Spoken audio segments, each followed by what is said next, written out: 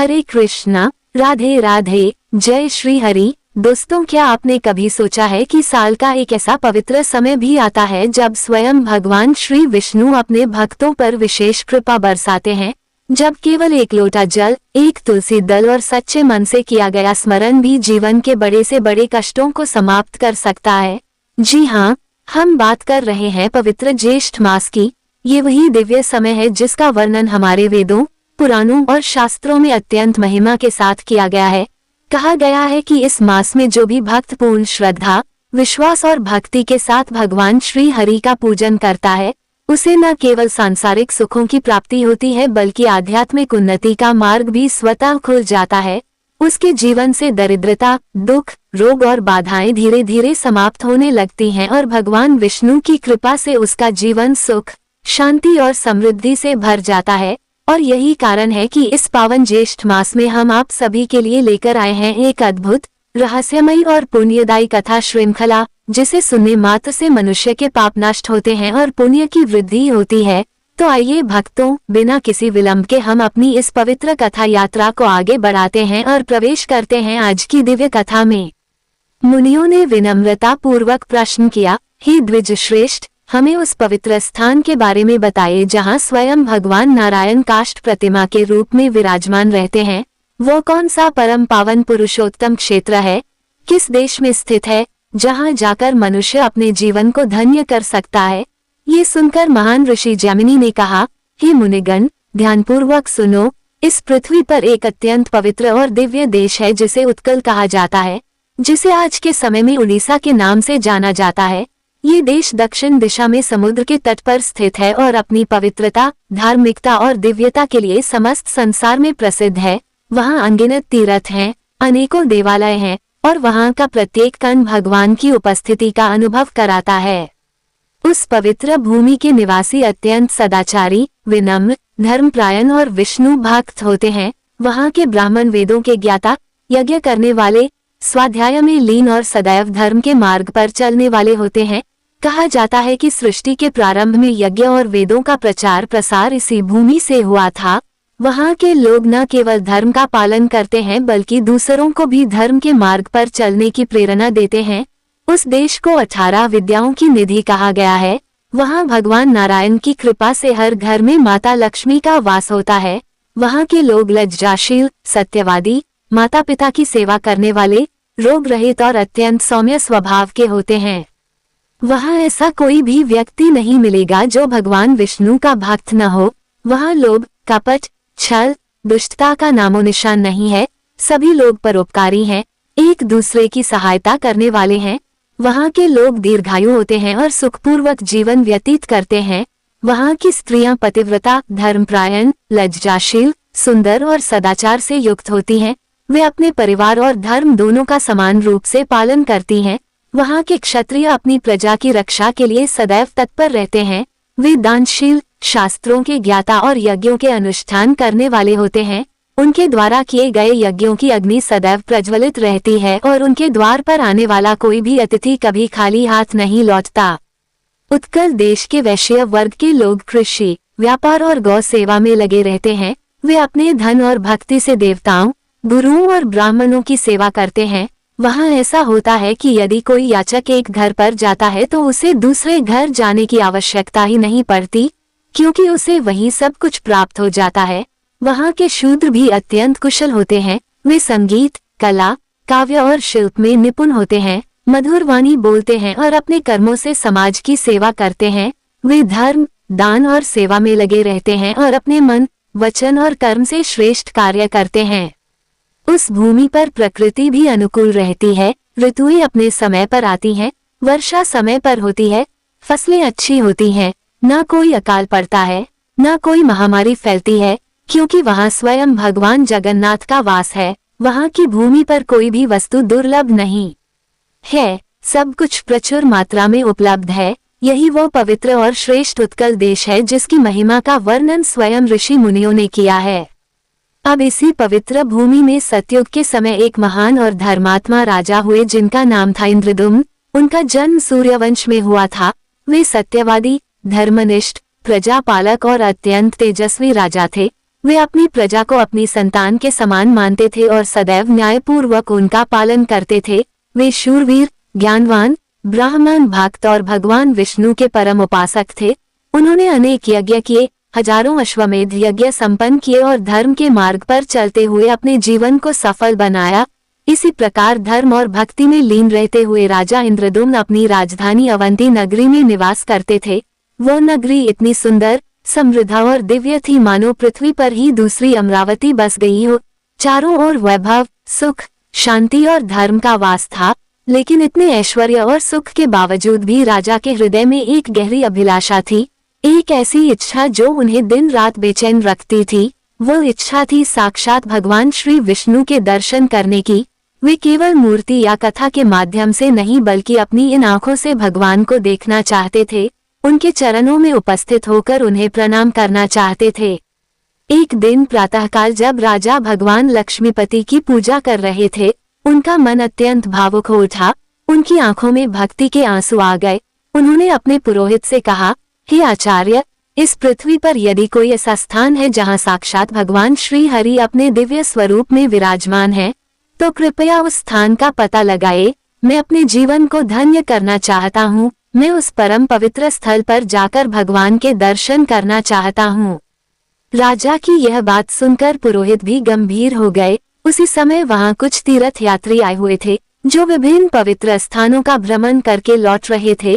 पुरोहित ने उनसे विनम्रता पूर्वक पूछा, हे धर्मात्मा यात्रियों, आप लोग अनेक तीर्थों में भ्रमण कर चुके हैं, क्या आपने कहीं ऐसा स्थान देखा है जहां साक्षात भगवान विष्णु निवास करते हों, जहां जाकर मनुष्य को मोक्ष की प्राप्ति हो सकती हो? ये सुनकर उन यात्रियों में से एक तेजस्वी और अनुभवी व्यक्ति आगे आया। उसके मुख पर अद्भुत तेज था और वाणी में मधुरता थी।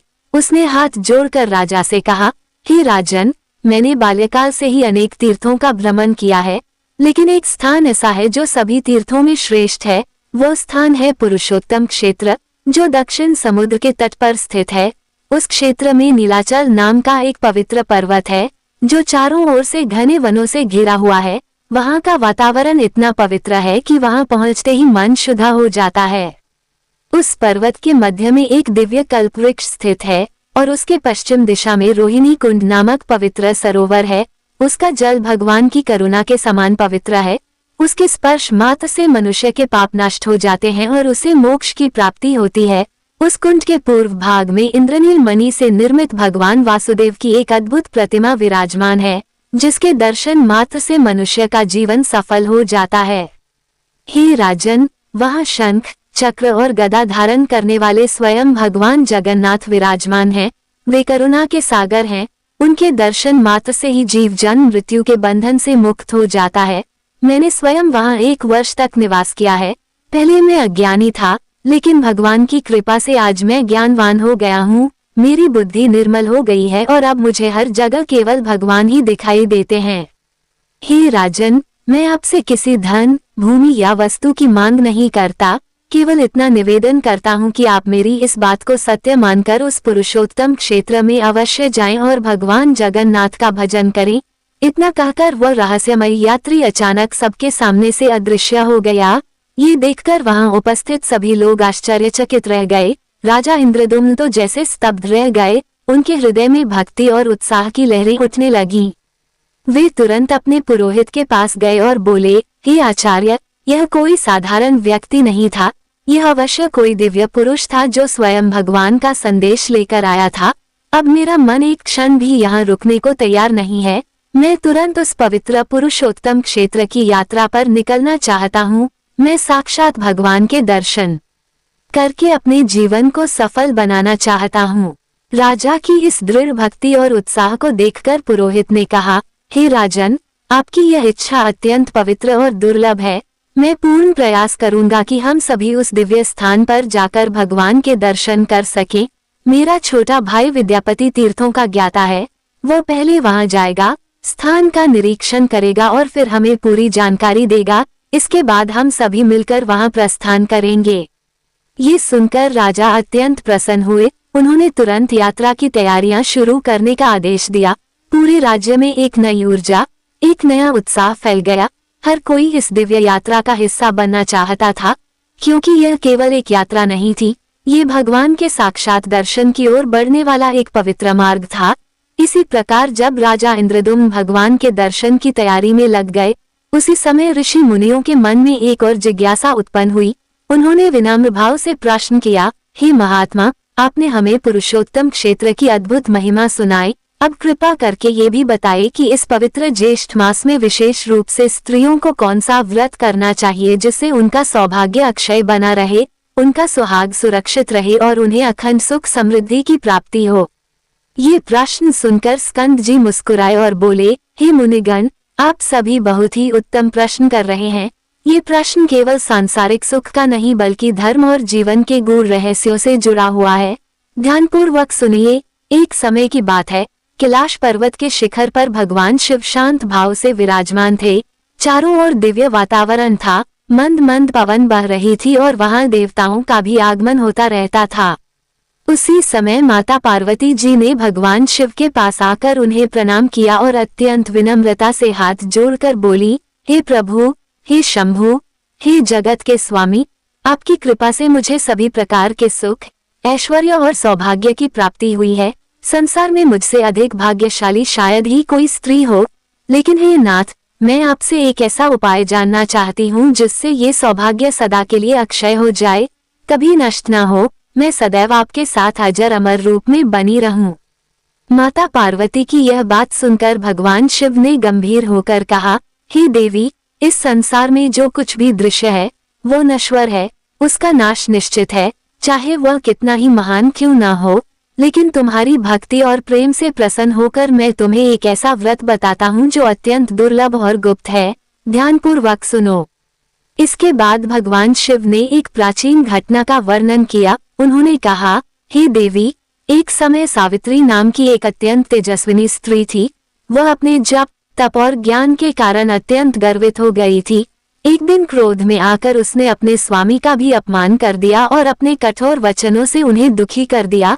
इतना ही नहीं, उसने देवताओं को भी श्राप दे दिया। उसके इन कार्यों से ब्रह्मा जी अत्यंत क्रोधित हो गए।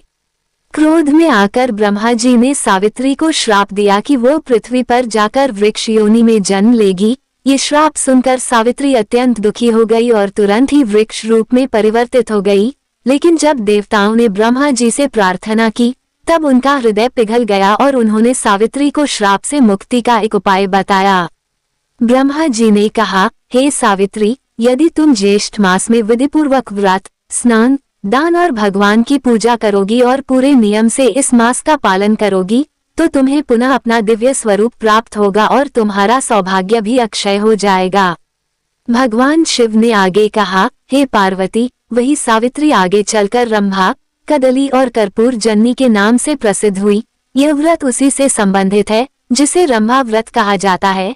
यह व्रत स्त्रियों के लिए अत्यंत फलदायी और सौभाग्य प्रदान करने वाला है। माता पार्वती ने उत्सुकता से पूछा, हे प्रभु, इस रंभा व्रत को किस प्रकार किया जाता है, इसके नियम क्या हैं? कृपया विस्तार से बताएं।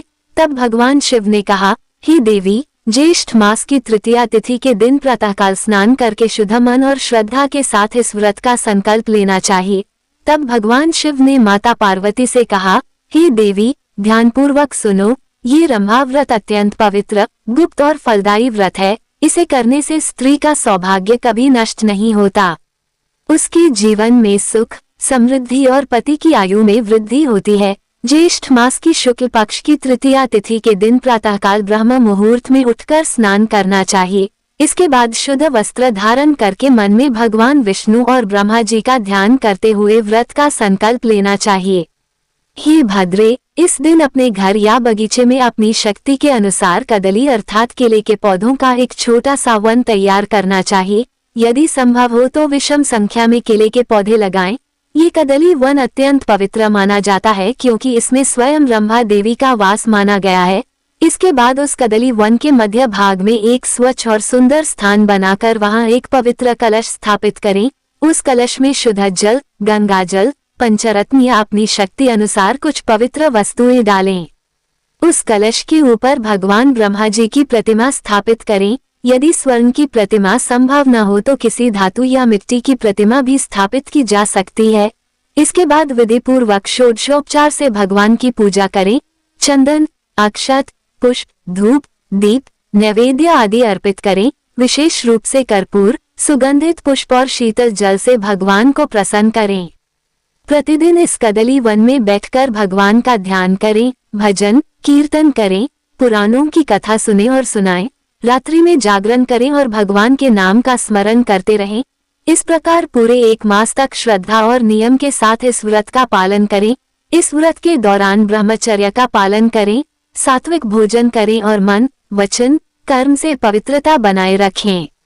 हे देवी, जब यह 1 मास पूर्ण हो जाए तब विधि पूर्वक हवन करें, ब्राह्मणों को भोजन कराएं, उन्हें दक्षिणा दें और अपनी शक्ति के अनुसार दान करें। विशेष रूप से गाय का दान अत्यंत फलदायी माना गया है। इसके बाद शर्करा युक्त पायस यानी खीर बनाकर ब्राह्मणों को अर्पित करें और स्वयं भी प्रसाद के रूप में ग्रहण करें। इस प्रकार विधि पूर्वक व्रत का समापन करके भगवान से प्रार्थना करें कि हे प्रभु, यदि इस व्रत में कोई त्रुटि रह गई हो तो उसे क्षमा करें और हमें अखंड सौभाग्य, सुख और शांति प्रदान करें। हे भद्रे, जो भी स्त्री इस व्रत को श्रद्धा और विश्वास के साथ करती है उसका सौभाग्य कभी नष्ट नहीं होता, उसे इस लोक में सुख और परलोक में मोक्ष की प्राप्ति होती है। भगवान शिव ने आगे कहा, हे पार्वती, यह व्रत पहले गुप्त रखा गया था, लेकिन तुम्हारी भक्ति से प्रसन्न होकर मैंने इसे तुम्हें बताया है।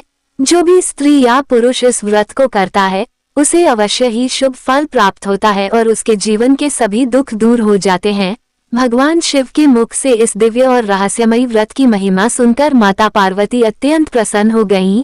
उनका हृदय भक्ति और कृतज्ञता से भर गया।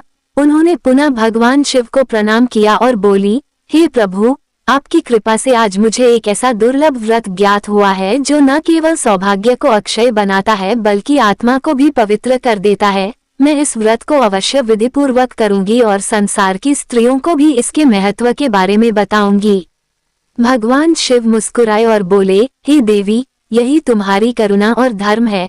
जो इस व्रत को श्रद्धा और नियम के साथ करेगा उसके जीवन में कभी दरिद्रता, क्लेश और दुख स्थायी नहीं रहेंगे। उसके घर में सदैव लक्ष्मी का वास रहेगा और भगवान विष्णु की कृपा उस पर बनी रहेगी। उधर राजा इंद्रदुम्न भी अपनी विशाल सेना, मंत्रियों और पुरोहितों के साथ पुरुषोत्तम क्षेत्र की यात्रा के लिए तैयार हो चुके थे। उनके मन में केवल एक ही भाव था, भगवान के दर्शन, केवल भगवान के दर्शन। जैसे ही यात्रा प्रारंभ हुई पूरे राज्य में भक्तिमय वातावरण बन गया। हर ओर भगवान के नाम का कीर्तन होने लगा। लोग मार्ग में फूल बरसाने लगे और राजा की इस पवित्र यात्रा में सहभागी बनने लगे। यात्रा के दौरान राजा ने अनेक तीर्थों में स्नान किया, ब्राह्मणों को दान दिया और हर स्थान पर भगवान का स्मरण करते हुए आगे बढ़ते गए। उनका मन हर क्षण और अधिक निर्मल होता जा रहा था।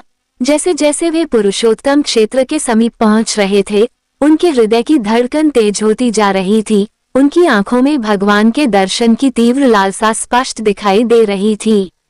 उधर विद्यापति भी अपने साथियों के साथ पहले ही उस पवित्र स्थान की ओर प्रस्थान कर चुके थे। मार्ग अत्यंत कठिन था, घने वन, ऊंचे पर्वत और रहस्यमय रास्ते, लेकिन उनके मन में भगवान के दर्शन की ऐसी लगन थी कि कोई भी बाधा उन्हें रोक नहीं पा रही थी। अंततः वे नीलाचल पर्वत के समीप पहुंच गए।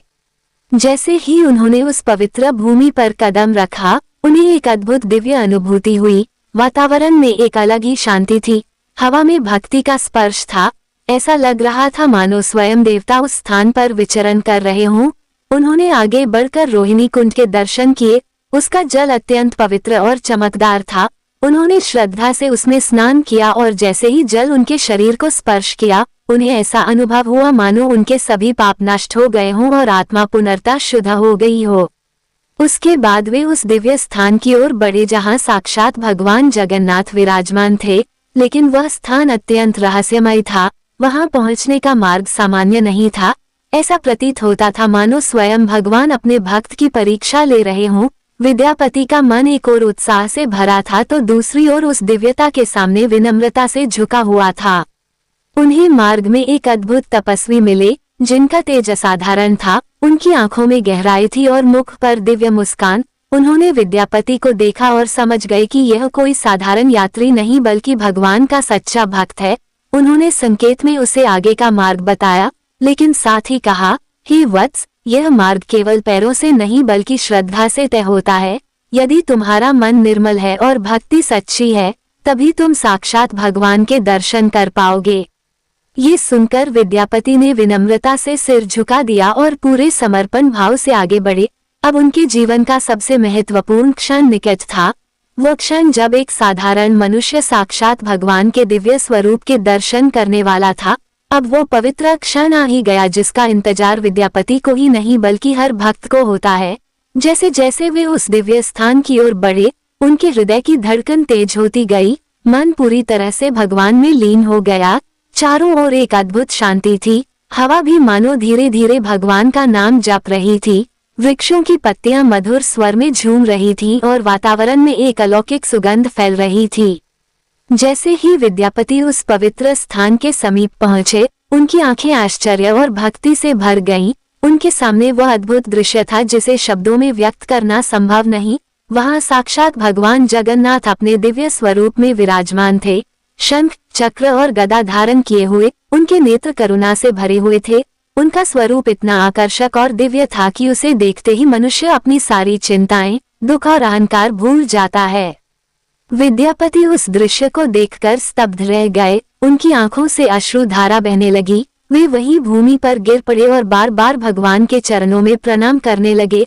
उनका कंठ भर आया, शब्द जैसे खो गए थे, केवल हृदय बोल रहा था, केवल भक्ति बोल रही थी। उस क्षण उन्हें ऐसा अनुभव हुआ मानो जन्मों जन्मों की तपस्या का फल उन्हें मिल गया हो। उन्होंने कांपते हुए हाथों से भगवान की स्तुति की, हे प्रभु, मैं अज्ञानी, पापी और अल्पज्ञानी हूँ, फिर भी आपने मुझ पर इतनी कृपा की कि मुझे आपके दर्शन प्राप्त हुए। मेरा जीवन धन्य हो गया, मेरे सभी जन्म सफल हो गए, अब मुझे इस संसार में और कुछ नहीं चाहिए।